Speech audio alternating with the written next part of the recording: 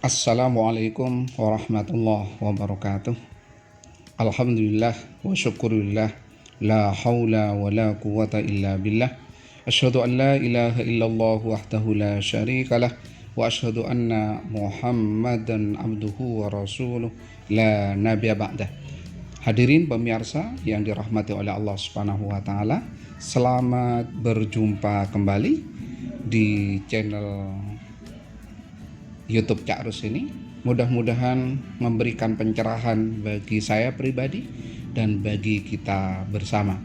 Hadirin pemirsa yang dirahmati oleh Allah Subhanahu wa taala, saya akan membahas tentang permintaan lagi dari subscriber kami, bagaimana sih mencari peluang kerja, mencari peluang untuk sukses.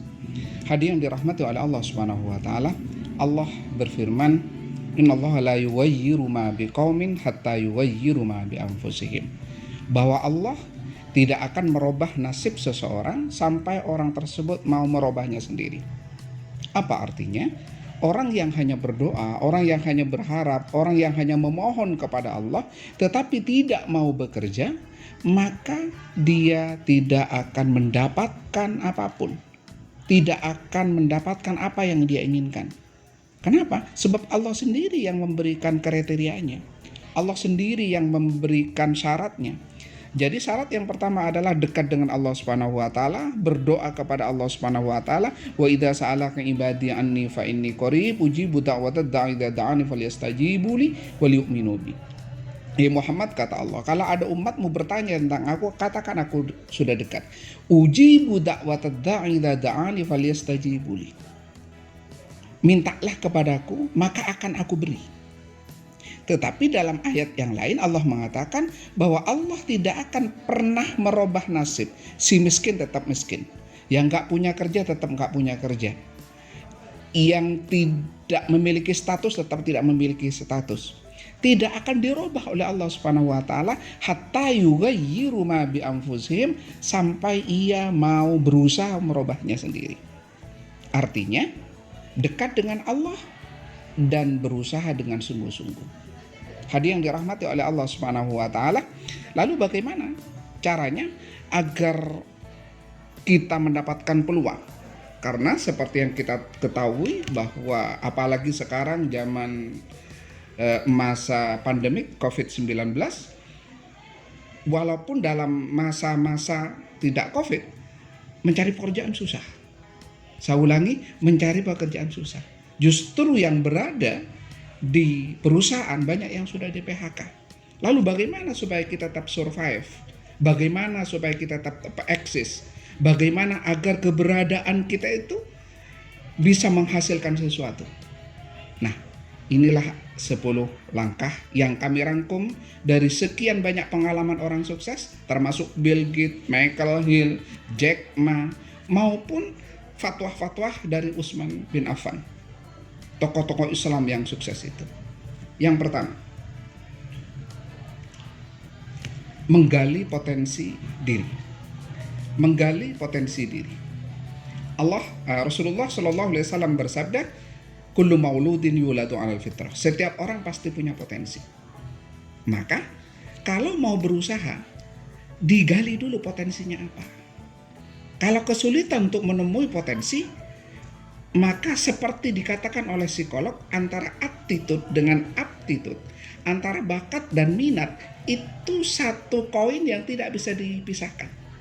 Dua mata koin yang tidak bisa dipisahkan. Artinya, orang yang suka kepada sesuatu, insya Allah dia bakatnya di situ. Orang yang memiliki kegemaran kepada sesuatu, insya Allah dia bakatnya situ. Contoh, Anda suka pegang fotografi, Anda suka pegang kamera, Anda suka memfoto orang, mungkin bakat Anda memang di situ. Jadi dunianya memang situ. Begitu juga Anda suka menyanyi, mungkin memang dunia Anda di situ. Ada seseorang yang mungkin merasa aku tidak memiliki apa-apa, tapi ternyata di fashion dia bagus, mungkin bakatnya di situ. Begitu juga dengan dunia kerja. Gali bakatnya. Insya Allah Kalau sudah ditemukan bakatnya, mulai dari sana. Mulai dari apa yang digemari. Mulai dari apa yang disukai. Yang kedua, yakini bahwa Anda bisa sukses. Yakini bahwa Anda bisa sukses. Ada kalimat indah dari Allah Subhanahu wa taala, sebuah hadis qudsi. Hadis qudsi itu firman Allah yang redaksinya dari Rasulullah. Allah berfirman dalam sebuah hadis qudsi, "Aku akan memberikan sesuatu sesuai dengan perasaan kamu. Aku akan memberikan sesuatu sesuai dengan perasaan kamu." Kalau saya robah dengan bahasa yang optimis menjadi, aku akan memberikan sesuatu sesuai dengan keyakinanmu. Jadi kalau kita berprasangka kepada Allah bahwa Allah akan mensukseskan kita, maka Anda akan sukses. Kalau Anda yakin Anda bergerak di bidang ini, Anda yakin, maka Anda akan sukses. Dalam sebuah penelitian psikologi, bahwa salah satu syarat orang sukses adalah belief. Belief itu adalah sebuah keyakinan. Nah, ketika orang yakin, maka akan timbul apa yang disebut dengan value. Value itu sikap, nilai. Kalau sudah orang yakin bahwa akan sukses, maka tiba-tiba sikapnya termotivasi untuk sukses. Nah, dari nilai ini maka muncul yang disebut dengan attitude, sikap, kemauan, dan sebagainya. Jadi awalnya adalah keyakinan. Ini bukan hanya datang dari kaidah agama yang pasti benar, tapi di penelitian sosial ternyata belief itu nomor satu, keyakinan itu nomor satu. Yang berikutnya, lakukan usaha sesuai dengan bakat dan hobi Anda. Lakukan usaha sesuai dengan bakat dan hobi Anda. Hadirin yang dirahmati oleh Allah Subhanahu wa taala, generasi muda Islam yang dirahmati oleh Allah Subhanahu wa taala, kalau Anda memang sukanya di merubah, memodifikasi sepeda motor, ya sudah, Anda lakukan itu sebagai langkah usaha Anda. Kalau Anda memang suka memasak, mungkin bakat Anda memang di bidang memasak, lakukan dengan memasak itu. Buka kuliner, buka warung. Hadirin dirahmati oleh Allah Subhanahu wa taala, begitu juga orang yang suka dengan hal-hal yang lain, ikuti sesuai dengan hobi. Karena hobi itu dengan bakat itu akan menjadi satu. Hadirin dirahmati oleh Allah Subhanahu wa taala, sekali lagi ingin saya sampaikan bahwa kalau Anda melakukan sesuatu tanpa hobi, maka Anda tidak akan sukses. Jangan melakukan sesuatu dengan terpaksa, maka tidak akan maksimal. Kalau niatnya hanya mencari uang, mengerjakan itu, maka Anda tidak akan enjoy. Mungkin akan stres, mungkin Anda akan mendapatkan uang tetapi tidak ada kepuasan batin. Lihat seorang pelukis itu, berapa penghasilannya itu. Dia begitu menikmatinya. Mengapa? Karena tangannya memang dianugerahi oleh Allah bakat melukis. Dia melakukan sesuai dengan apa yang dia gemari, yang dia hobi, yang sesuai dengan bakat dirinya. Sekali lagi, lakukan sesuatu yang menjadi hobinya. Berikutnya, lihat dan pelajari bisnis yang sudah berkembang. Lihat dan pelajari bisnis yang sudah berkembang. Kalau Anda sudah menemukan hobi Anda, menemukan bakat Anda, maka Anda melihat peluang bisnis yang sudah dilakukan orang-orang lain. Bisnis yang sudah dilakukan orang lain. Contoh, Anda misalnya bakat di bidang memasak, suka dalam masak-memasak, maka lihat perkembangannya. Masakan apa yang kira-kira menjadi hit pada saat ini? Masakan apa yang kira-kira menjadi sesuatu yang dibutuhkan oleh masyarakat hari ini? Coba lihat, ada namanya mie setan, ada namanya ayam geprek, ada yang namanya ayam nelongso dan sebagainya dan sebagainya. Itu ikon-ikon yang dia cari. Siapa yang melakukan adalah orang yang memang memiliki hobi di bidang memasak. Mereka belajar sama siapa? Belajar sama warung ayam yang sebelumnya ada. Belajar sama toko fried chicken yang sebelumnya ada. Dimodifikasi menjadi ayam geprek, dimodifikasi menjadi ini. Hadirin yang dirahmati oleh Allah Subhanahu wa taala, pelajari bisnis yang sudah berkembang sesuai dengan bakat Anda. Sekali lagi, sesuai dengan bakat Anda. Nah, ini yang saya sampaikan barusan. Modifikasi bisnis yang sudah berkembang. Modifikasi bisnis yang sudah berkembang. Kalau Anda mungkin melihat, kok bisa laris fried chicken itu? Kok bisa laris orang jualan ayam itu? Tiba-tiba muncul ayam geprek, tiba-tiba muncul ayam longso, tiba-tiba muncul ayam pedas, dan lain sebagainya. Itu hanya salah satu modifikasi untuk menarik pelanggan datang ke tempat Anda. Mungkin mungkin mie setan itu dulu belajar dari pangsit. Belajar dari bakmi yang seperti biasa itu. Tetapi dia membuat sebuah nama yang bombastis. Karena trennya masyarakat, anak muda sekarang suka yang pedas, maka beritahukan bahwa masakan itu pedas. Namanya mie setan. Ayam pedas pol, misalnya seperti itu. Hadiah yang dirahmati oleh Allah Subhanahu wa taala, siapa yang akan menang nanti? Adalah orang yang pandai memodifikasi sesuai dengan tren yang berlaku. Sesuai dengan tren yang terjadi saat itu. Yang berikutnya.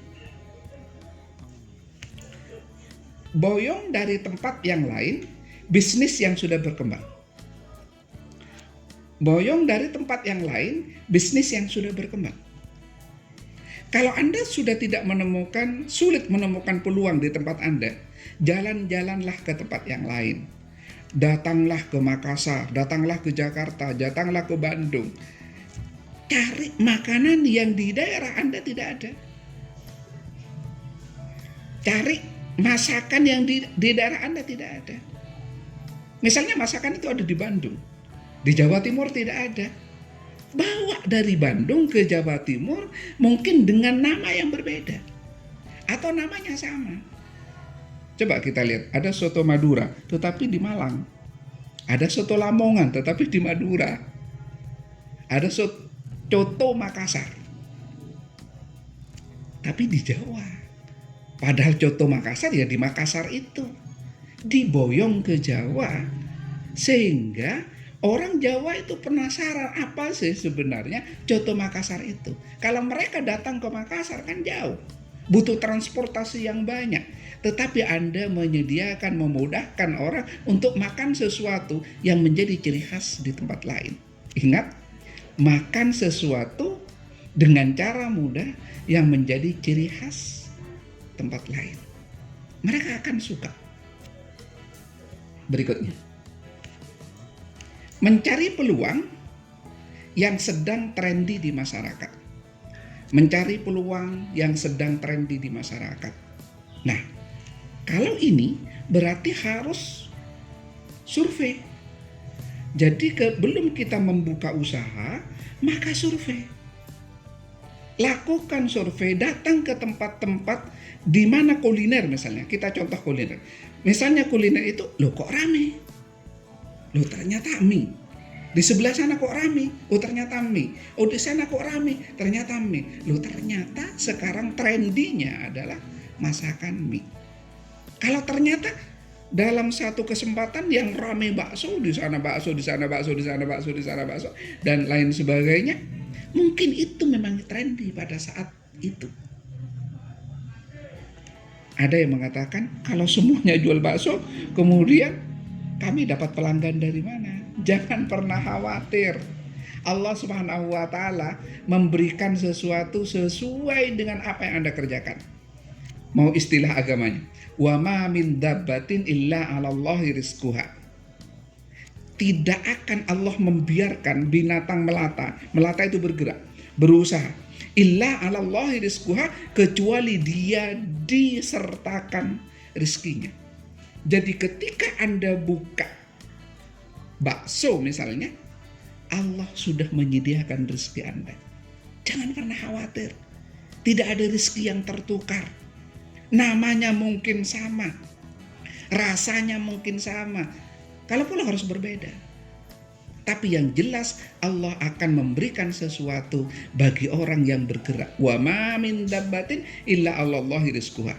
Dan tidak akan ada binatang atau manusia yang bergerak berusaha itu kecuali Allah menyertakan rezekinya. Berikutnya,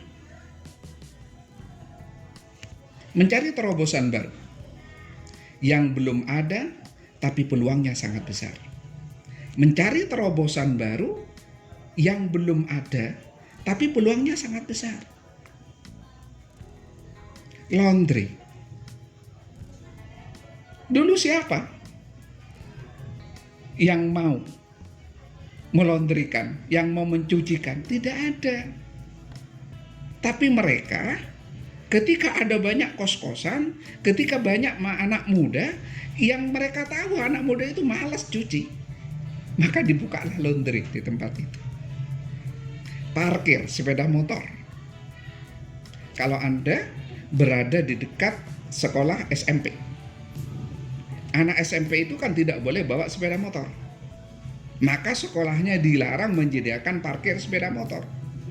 Maka otomatis ini peluang yang besar, karena anak SMP yang berasal dari tempat yang terpencil itu pasti bawa sepeda, karena tidak ada angkot. Apa konsekuensinya? Dia butuh lahan parkir. Maka tiba-tiba orang yang berada di kanan kiri SMP negeri itu, SMP yang mahasiswanya banyak itu peluang besar. Mencarilah terobosan. Apa terobosannya?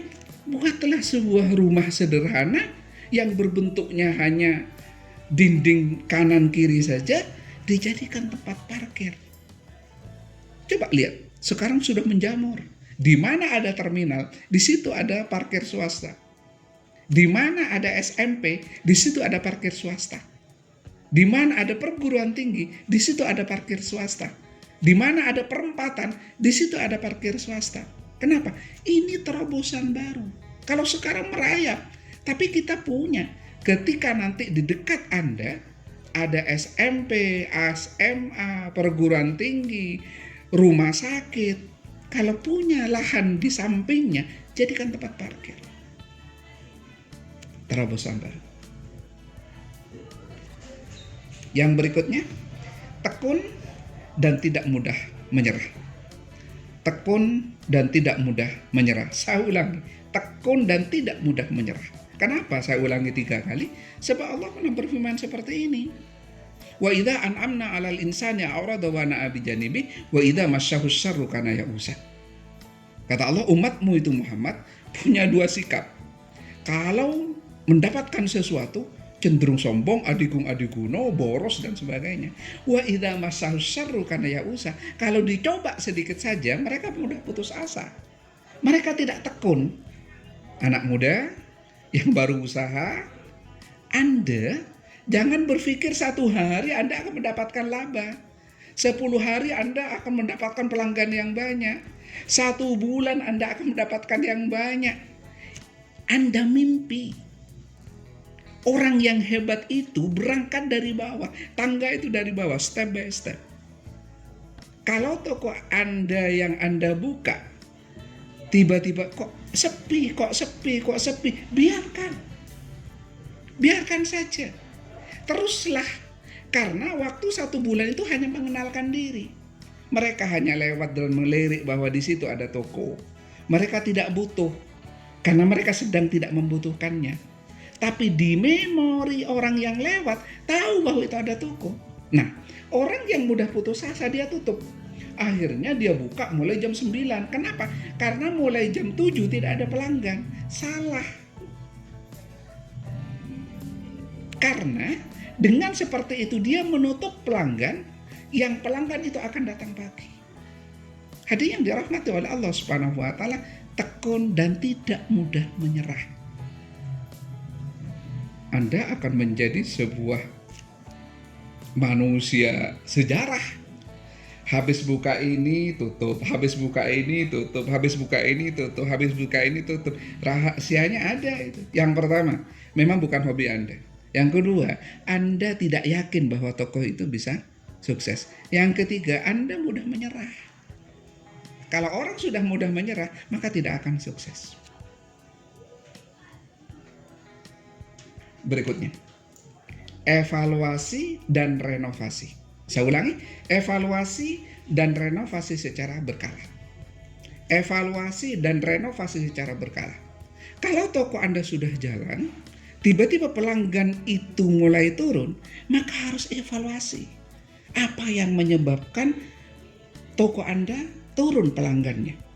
Apa yang menyebabkan pelanggan Anda menurun? Mungkin pelayanan Anda yang kurang bagus, mungkin parkirnya yang sulit, mungkin ketika dia pesan terlalu lama dilayani, mungkin toko Anda kurang menarik, dan lain sebagainya.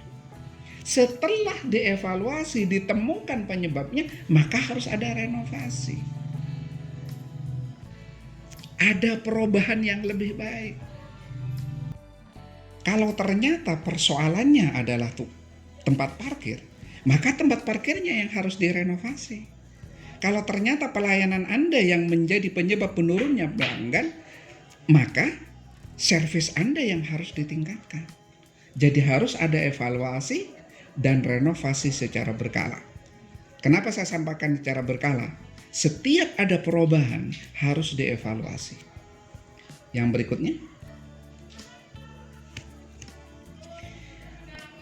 terima kasih. Ini yang dapat saya sampaikan. Mudah-mudahan bermanfaat bagi diri saya pribadi, bermanfaat bagi Anda semua, terutama anak muda yang masih pemula. Jangan pernah takut melangkah. Sebab orang sukses adalah orang yang tidak takut melangkah. Jangan takut salah. Sebab orang sukses tidak ada yang tidak pernah tidak salah. Jangan takut kalah. Sebab tidak ada orang sukses yang tidak pernah tidak kalah. Jadi jangan pernah takut gagal, karena orang sukses itu pasti pernah gagal, pernah kalah, pernah jatuh, pernah gagal. Kenapa diberi seperti itu oleh Allah? Biar tertempa dirinya bahwa untuk mendapatkan kesuksesan harus melalui sebuah kegagalan kecil. Diuji dulu oleh Allah, baru Anda akan dikasih sesuatu yang besar. Wassalamualaikum warahmatullahi wabarakatuh.